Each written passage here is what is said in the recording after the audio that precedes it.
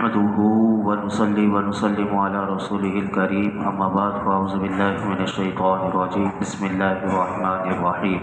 واضرب لهم مثل الرجلين جعلنا لأحدهما جنتين من أعناب وحففناهما بنخل وجعلنا بينهما زرعا۔ اور ان کے سامنے دو آدمیوں کا حال بیان کرو کہ ان میں سے ایک آدمی کے لیے ہم نے انگوروں کے دو باغ بنائے اور ان دونوں باغوں کو کھجوروں سے ڈھانپ دیا اور ان کے درمیان میں کھیتی بھی بنا دی۔ اس پورا یہاں سے ایک رکوع شروع ہو رہا ہے اور اس پورے رکوع میں اللہ رب العالمین نے دو آدمیوں کا یعنی ایک مسلمان اور ایک کافر کا حال بیان کیا، اور ہر کافر اور ہر مومن کو دعوت فکر اللہ رب العالمین نے اس رکوع میں دی کہ اس واقعے میں غور کر کے ہر مومن بھی اپنا انجام دیکھ لے اور ہر کافر بھی اپنا اپنا انجام سمجھ لے۔ اب اصل بیان یہاں سے شروع ہوتا ہے اور فرمایا کہ ان دو مردوں کا حال یہ ہے کہ ان میں سے ایک آدمی یعنی جو کافر ہے، کافر کو اللہ رب العالمین نے انگوروں کے دو باغ دیے اور ان دونوں باغوں کو اللہ نے کھجوروں سے ڈھانپ دیا،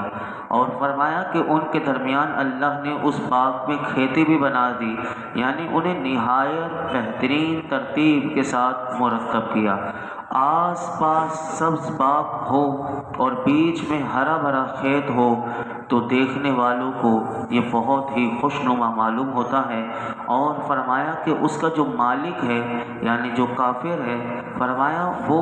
اپنی تمام ضروریات اس باغ سے پورا کر لیتا ہے، یعنی کھیت سے اسے غذا مل جاتی ہے اور باغ سے پھل اسے مل جاتے ہیں۔ یہاں سے علماء نے فرمایا اس آیت میں مسلمان اور کافر کو دو آدمیوں کے احوال پر اپنی حالت کو قیاس کرنے کا فرمایا گیا، تو اس سے معلوم ہوا کہ قیاس مجتہد جو ہے وہ برحق ہے۔ یہ قیاس مجتہد کیا ہوتا ہے؟ جیسے جب یہ جو ہمارے ائمہ ہیں جن کی ہم تقلید کرتے ہیں کہ قرآن و سنت سے اگر کوئی مسئلہ نہ ملے تو پھر جو قرآن و سنت کے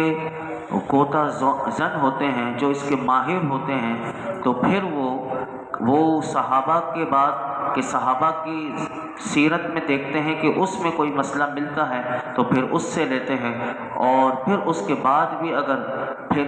نہیں ملتا مسئلہ تو پھر قیاس کیا جاتا ہے، تو اس مسئلے کو بیان کیا جاتا ہے۔ تو وہ جو قیاس مجتہد جو ہوتا ہے، وہ جو قیاس کر کے جو مسئلہ پیش کرتا ہے، یہ برحق ہے اور یہ اس آیت سے ثابت ہوتا ہے۔ آگے ارشاد فرمایا کلتل جنتین۔ اب دیکھیے ان دونوں کی مثال اللہ رب العالمین کس خوبصورتی سے دیتا ہے۔ فرمایا کلتل جنتین آتت اکلها ولم تظلم منه شيئا وفجرنا خلالهما نهرا وكان له ثمر فقال لصاحبه وهو يحاوره انا اکثر منك مالا واعز نفرا۔ دونوں باغوں نے اپنے اپنے پھل دے دیے اور اس میں کچھ کمی نہ کی، اور دونوں کے بیچ میں ہم نے ایک نہر جاری کر دی، اور اس آدمی کے پاس پھل تھے تو اس نے اپنے ساتھی سے کہا، اور وہ اس سے فخر و غرور کی باتیں کرتا رہتا تھا، اس سے کہا کہ میں تجھ سے زیادہ مالدار ہوں اور افراد کے اعتبار سے زیادہ طاقتور ہوں۔ اللہ رب العالمین نے اس آیت میں اس کافر کی گفتگو بتائی۔ فرمایا کہ دونوں باغ جو اس کو دیے ہوئے تھے اس کے پھل مزید آ گئے، اور فرمایا کہ اس کے پھل میں کوئی کمی نہ ہوئی، اور ان دونوں باغوں کے بیچ میں فرمایا کہ اللہ رب العالمین نے ایک نہر بھی جاری کر دی، یعنی کھجور اور انگور اور باغوں میں خوب بہار آئی، خوب پھل لگ گئے، جبکہ باغ کے بیچ میں موجود نہر نے فرمایا کہ باغ کی جو خوبصورتی تھی اور اس کی جو زینت تھی اس میں اضافہ کر دیا۔ فرمایا کہ وہ باغ تر و تازہ رہنے کے یعنی اور وہ ہر وقت تر و تازہ وہ باغ رہنے کے باعث وہ جو باغ تھا وہ بڑا ہی خوبصورت نظر آنے لگا۔ فرمایا کہ وکان لہ ثمر، کہ اس کے پاس پھل تھے۔ مزید فرمایا کہ وہ جو باغ والا آدمی جو کافر تھا تو فرمایا اس کے پاس صرف باغ نہیں تھا، یعنی کھجور، انگور اور یہ جو کھیتی وغیرہ، فرمایا اور بھی پھل تھے، تو یہ جو پھل تھے اس میں علماء فرماتے ہیں اس کے پاس سونا تھا، چاندی تھا، اور ہر قسم کا مال بھی اللہ نے اسے اس کے علاوہ بھی دیا تھا۔ تو اس نے کیا کیا؟ اب یہاں سے اس کی غفلت کا اظہار ہو رہا ہے۔ ایک تو وہ کافر ہے، اور اوپر سے اب وہ جو مسلمان ساتھی، قرآن کہتا ہے کہ اپنے ساتھی سے، تو یہ جو ساتھی کا لفظ ذکر کیا اس سے مراد مسلمان ہے، تو وہ دونوں دوست تھے۔ وہ فرمایا کہ وہ اپنے مسلمان ساتھی دوست سے اتراتے ہوئے اور اپنے مال پر فخر کرتے ہوئے کہنے لگا کہ اس سے ویسے ہی قرآن کہتا ہے کہ ویسے ہی اس کی عادت تھی کہ وہ فخر و غرور کی باتیں کیا کرتا تھا۔ آج بھی ہم معاشرے میں دیکھتے ہیں کہ جس کے پاس بہت کچھ ہوتا ہے تو وہ شیخی بڑی مارتا ہے کہ میرے پاس یہ ہے، میرے پاس وہ ہے۔ تو یہ کام جو ہے نا، شیخی مارنا، یہ کافروں کا کام ہے۔ لیکن وہ فرمایا کہ اسی طرح کی فخر و غرور کی باتیں کیا کرتا تھا کہ میں تجھ سے زیادہ مالدار ہوں، اور افراد کے اعتبار سے بھی میں تجھ سے زیادہ طاقتور ہوں، یعنی میرا قبیلہ کنبہ بہت بڑا ہے، اور میرے پاس ملازم ہیں، خدمت گار ہیں، نوکر چاکر ہیں، میرے پاس بہت ہیں۔ یہ مسلمان کے سامنے یہ باتیں یہ کیا کرتا تھا۔ تو اس پر علماء نے یہ لکھا کہ کبھی شیخی نہیں ماننی چاہیے، کہ اگر دیا ہے اللہ نے آپ کو، اور تو اس پر کیا کرنا چاہیے؟ اس نعمت پر اللہ کی حمد کرنی چاہیے، یہ مومن کا کام ہے۔ اور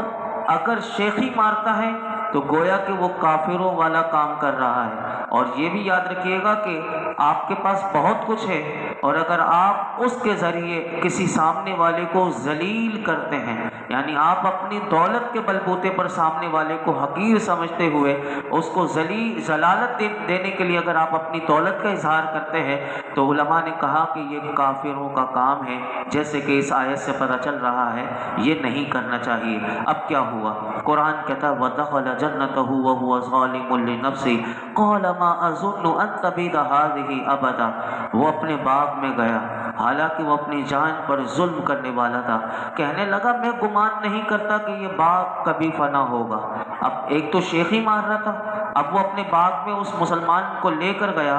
اور اس کی غافلانہ باتوں کی اللہ رب العالمین نے بتایا کہ اس مسلمان مالک کا ہاتھ پکڑ کر اس کو باغ میں لے گیا اور کہنے لگا کہ دیکھو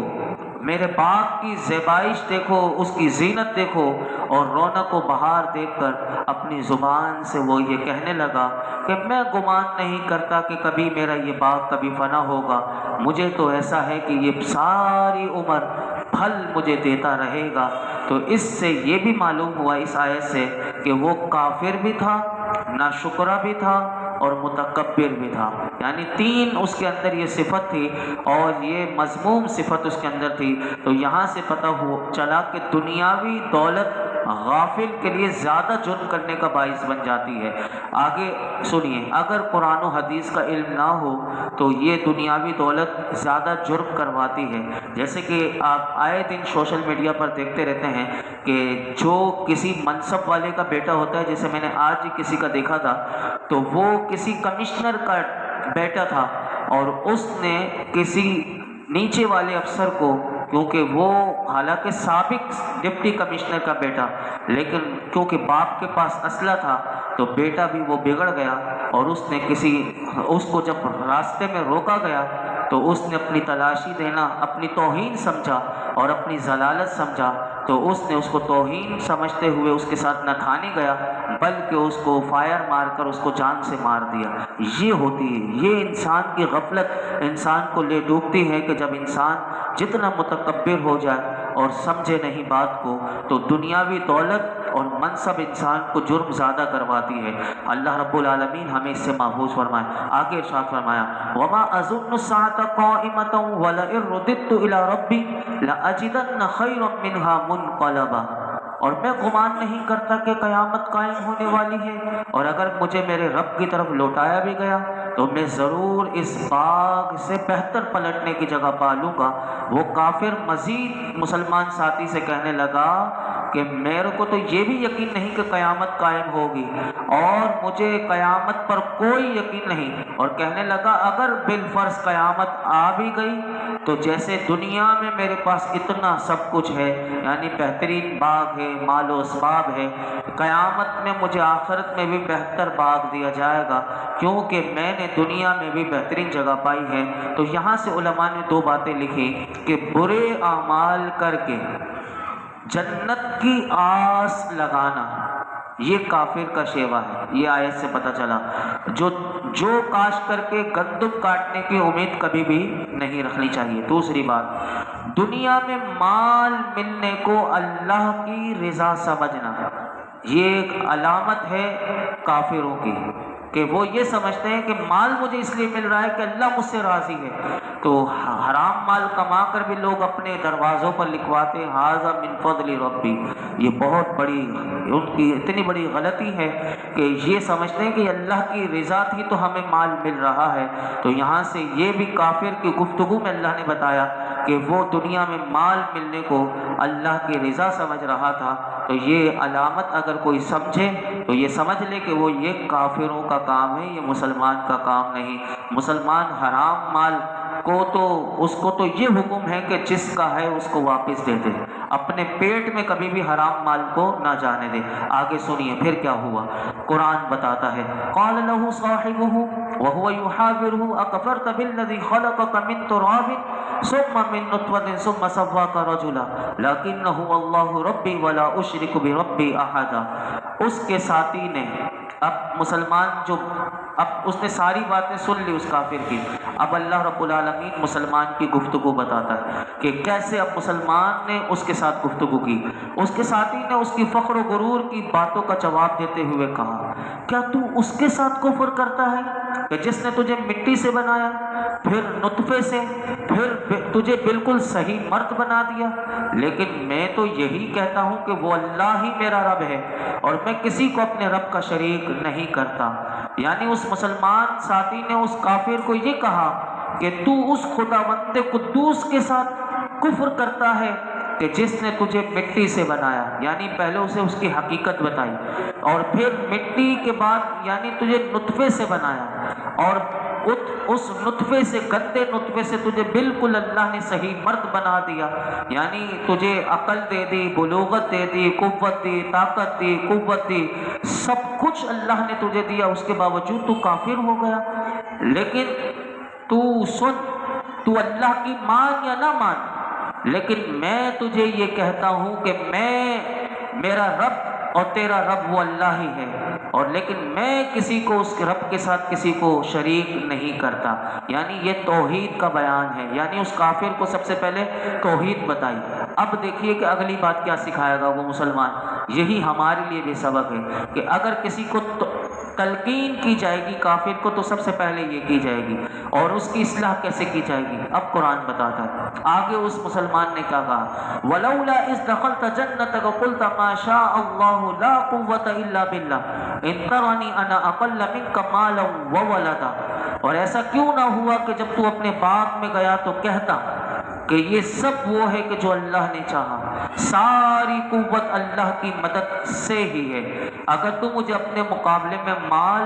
اور اولاد میں کم دیکھ رہا ہے۔ یعنی مسلمان نے اس کافر کو سمجھاتے ہوئے کہا کہ ایسا کیوں نہ ہوا کہ تو اس سارے اسباب کو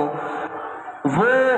تو اللہ کی قدرت سمجھتا اور اس کی نعمت کا معترف ہوتا کہ اظہار کرتا، اور اگر تو باغ دیکھ کر، اپنے باغ کو دیکھ کر تو ماشاء اللہ کہتا اور اعتراف اس بات کا کرتا کہ یہ باغ اور اس باغ سے حاصل ہونے والا تمام فائدہ اور منافع جو ہے وہ اللہ کی مشیت اور اس کے فضل و کرم سے ہے، اور سب کچھ اس کے اختیار میں ہے، چاہے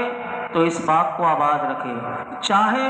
تو اس باغ کو ویران کر دے۔ کہا کہ اگر تو ایسا کہتا تو یہ تیرے حق میں بہتر ہوتا، اور ساتھ سن کہ یہ جو تو فخر و غرور کرتے ہوئے مجھے یہ بار بار کہہ رہا ہے کہ میرے پاس مال، اولاد اور میرا کنبہ، قبیلہ، خاندان سب زیادہ ہے، تو سن اس نے کہا کہ اگر تو مجھے اپنے مقابلے میں مال اور اولاد میں کم سمجھ رہا ہے اور اس وجہ سے تکبر میں مبتلا ہے اور اپنے آپ کو مجھ سے بڑا سمجھتا ہے تو نے ایسا کیوں نہ کہا، یعنی ما شاء اللہ کیوں نہ کہا۔ تو یہاں سے علماء نے دو باتیں نکالی کہ مسلمان اور کافر کا فرق واضح ہوا کہ کافر ہمیشہ اپنے مال و دولت اور کامیابی کو اپنی کوششوں کا نتیجہ سمجھتا ہے، جبکہ مسلمان کو کوئی کامیابی ملے وہ کوئی کامیابی اپنی طرف منسوب نہیں کرتا، بلکہ وہ یہی کہتا ہے کہ مجھے جو کچھ ملا، کامیابی ملی، عزت ملی، شہرت ملی، دولت ملی، مال و اسباب ملا، قوت ملی، طاقت ملی، یہ سب اللہ کے فضل و کرم سے ملا، اور یہی توکل ہے۔ اور یہ اسباب اختیار کر کے بندہ نتیجہ اللہ پہ چھوڑ دے اور مؤثر حقیقی اسی کی ذات کو سمجھے، تو یہ مسلمان کو سبق بتایا گیا۔ یہاں پر علماء نے ایک اور بات لکھی کہ حضرت انس رضی اللہ تعالیٰ عنہ سے روایت ہے کہ نبی اکرم صلی اللہ علیہ وسلم نے آفات سے بچنے کا ایک وظیفہ بھی اسی آیت کے ضمن میں ہمیں ملتا ہے کہ نبی کریم صلی اللہ علیہ وسلم نے ارشاد فرمایا کہ کوئی شخص کوئی پسندیدہ چیز دیکھ کر اگر یہ کہہ دے کہ ما شاء اللہ لا قوت الا باللہ، تو کہے تو اسے نگاہ نقصان نہیں پہنچائے گی، یعنی کسی چیز کو اگر یہ دیکھ کر کہہ دے تو فرمایا کہ وہ کبھی بھی اسے وہ نگاہ جو ہے وہ نقصان نہیں پہنچائے گی۔ اور ایک اور حدیث پاک میں آتا ہے کہ حضرت عقبہ بن عامر رضی اللہ تعالیٰ عنہ سے روایت ہے کہ نبی اکرم صلی اللہ علیہ وسلم نے ارشاد فرمایا کہ اللہ کسی بندے کو کوئی نعمت عطا کرے اور وہ نعمت چاہے کہ باقی رہے، ہمیشہ میرے پاس یہ نعمت باقی رہے، تو نبی اکرم صلی اللہ علیہ وسلم نے ارشاد فرمایا کہ وہ کثرت سے لا حول ولا قوت الا باللہ کہے۔ اور پھر حضور نے یہی والی آیت تلاوت کی کہ ولولا اذ دخلت جنتک قلت ما شاء اللہ لا قوت الا باللہ، کہ جس کا ترجمہ یہ ہے کہ ایسا کیوں نہ ہوا کہ جب تو اپنے باغ میں گیا تو کہتا کہ یہ سب وہ ہے کہ جو اللہ نے چاہا، ساری قوت اللہ کی مدد ہی سے ہے۔ یعنی حضور نے یہ آیت پڑھی تو یہ ہمارے لیے دو وظیفے ہمیں مل گئے کہ ہمیں کوئی بھی چیز پسند آ جائے تو اس کو دیکھ کر ہمیں فوراً اپنی زبان سے یہ کلمات ادا کرنے چاہیے کہ ما شاء اللہ لا قوت الا باللہ، اللہ نے چاہا تو وہ چیز ہمیں بھی انشاءاللہ مل جائے گی، ہمارے حق میں بہتر ہوگی، اور کوئی نعمت ہمارے پاس ہے تو وہ باقی رہے تو ہمیشہ پڑھتے رہیے لا حول ولا قوت الا باللہ۔ اب مسلمان نے ایک اور بات کہی تھی، پھر اس پر جو آفت آئی وہ دو آیات کل میں آپ کے سامنے عرض کروں گا۔ اللہ رب العالمین ہم سب کو قرآن حکیم کا صحیح معنوں میں فہم عطا فرمائے۔ الحمدللہ رب العالمین والصلاة والسلام علی سید الانبیاء والمرسلین وعلی آلہ واصحابہ اجمعین۔ اللہ پاک نماز عشاء ادا کرنا، درس قرآن دینا، درود پاک پڑھنا اپنے بارگاہ میں قبول فرما۔ یا اللہ ہمیں اخلاص کے ساتھ علم دین سیکھنے کی، قرآن پاک سیکھنے سکھانے کی توفیق عطا فرما۔ ہمارے لیے سیکھنا سکھانا آسان کر دے اللہ، سمجھنا سمجھانا آسان کر دے، ہمارے حافظوں کو، ہمارے سینے کو علم کے لیے کشادہ فرما۔ یا اللہ ہمیں مرتے دم تک قرآن حکیم کے ساتھ وابستہ رہنے کی توفیق عطا فرما، اس کو پڑھنے سمجھنے سمجھانے کی توفیق عطا فرما۔ یا اللہ درس قرآن کی برکت سے یہ جتنے حاضرین موجود ہیں اللہ سب کے اٹھے ہوئے ہاتھوں کی لاج رکھ لے، سب کی مرادوں کو پورا فرما دے، جو بیمار ہیں انہیں شفا عطا کر دے۔ محمد شفیق صاحب بہت بیمار ہیں، اللہ انہیں شفا عطا فرما۔ ہمارے گھر والوں میں، اعزہ و اقارب میں، اللہ چاہنے والوں میں یا حضور کی امت میں جہاں کہیں جو بیمار ہے پریشان ہے اللہ اس کی بیماری پریشانی دور کر دے، ہم سب کے رزق کے دسترخوان کو وسیع کر دے، اللہ ہماری روزیوں میں برکتیں عطا کر دے، ہمارے ہر کام میں، ہمارے گھر میں برکتیں رحمتیں اپنا فضل و کرم عطا کر دے، ہمارے معاملات میں اپنا فضل و کرم عطا کر دے، اللہ اپنی رحمت کا حصار عطا کر دے۔ وصلی اللہ تعالی علی خیر خلق محمد وعلی آلہ وصحبہ۔